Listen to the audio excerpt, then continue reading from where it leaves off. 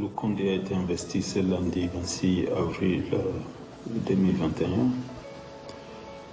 Bon, quelle est ma lecture? Je pense que c'est la continuité de l'action gouvernementale qui s'inscrit dans ce qui est connu comme le plan national stratégique de développement.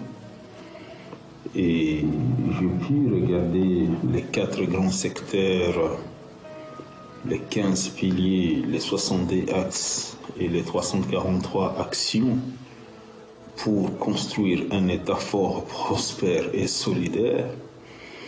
Bon, tout ça c'est bien, c'est une longue liste d'actions à mener, mais je pense que le raisonnement logique dans chaque chose, c'est de savoir pourquoi on fait les choses, comment on les fait et qu'est-ce qu'on fait. Le plus grand problème ici n'est pas dans la liste, dans la longue liste des 4 secteurs, des 15 piliers, des 60 axes et des 343 actions. Mais le plus grand problème, c'est avec quel argent les 36 milliards de dollars nécessaires pour mettre en place ces plans souffrent déjà d'un déficit de 14 milliards selon les propres propos du Premier ministre. Le ministre parle du social de la population, ça c'est une chanson que nous connaissons depuis très longtemps. Tout le monde sait qu'il y a un problème, comme je l'ai dit dès le départ. Il faut savoir pourquoi on fait les choses, comment on les fait et qu'est-ce qu'on fait.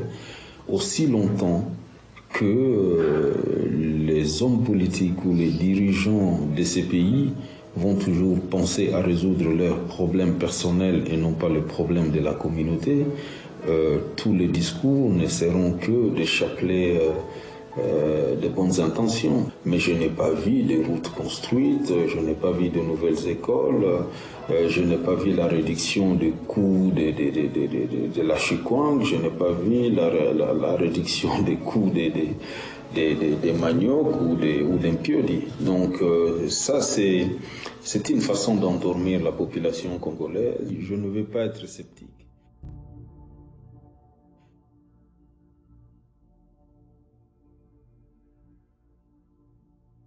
Oui, je vis dans le programme du gouvernement qu'il y a effectivement l'organisation des élections en 2023. Et j'ai vu aussi dans le programme du gouvernement l'action 30D qui parle de réaliser le recensement et l'identification de la population. Bon, de toutes les façons, nous sommes déjà en avril 2021 et nous devons avoir des élections en décembre 2023. Le tout, ce n'est pas de parler, le tout, c'est de passer à l'action. Il faut déjà planifier ces recensements, il faut déjà planifier, savoir que la logistique est assez compliquée dans un pays vaste comme le Congo et qui n'a pas du tout d'infrastructure. Donc, c'est une bonne chose que de déjà dire qu'il y aura des élections en 2023, mais il faut déjà commencer à planifier, à organiser.